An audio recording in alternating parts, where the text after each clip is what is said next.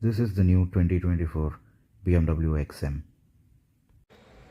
It has got strong road presence with illuminated BMW signature kidney grills and dual lights.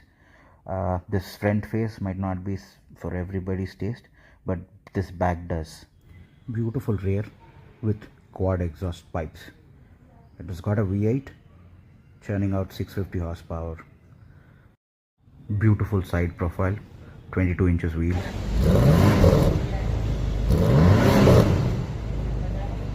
It has distinct V8 growl, but due to the soft limiter, we don't get to hear much. And coming to back seat, nothing to complain here. Lots of legroom, very comfortable seats, wrapped in expensive leather. A very beautiful place to be in.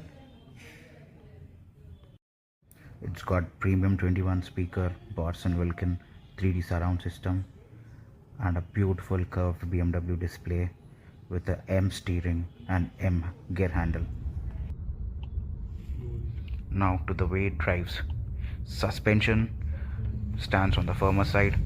All the bumps travel inside the cabin, but the engine is the hero here. It loves to be revved. And it pushes really hard. Size of the car doesn't show. It wraps around you quite well. Feels like a compact sports SUV. And sound insulation is top level here. It's a very quiet cabin. The most talkable or the most attractive thing in the interior should be the headlining. It's very beautiful. It has got 67 ambient lighting settings. Each color gives you a distinct cabin feel. I personally think it's really attractive and something to look forward in the future, but it lacks a sunroof. I don't know if everybody is okay with that. And when it comes to the negatives in the car, using of old buttons and screens from old 5 series 3 series doesn't make the cabin feel expensive or new. That's a bit a downside, but as a whole it's a beautiful car. Let me know in the comments what you think about it. Is it worth the price or just nah? Thank you.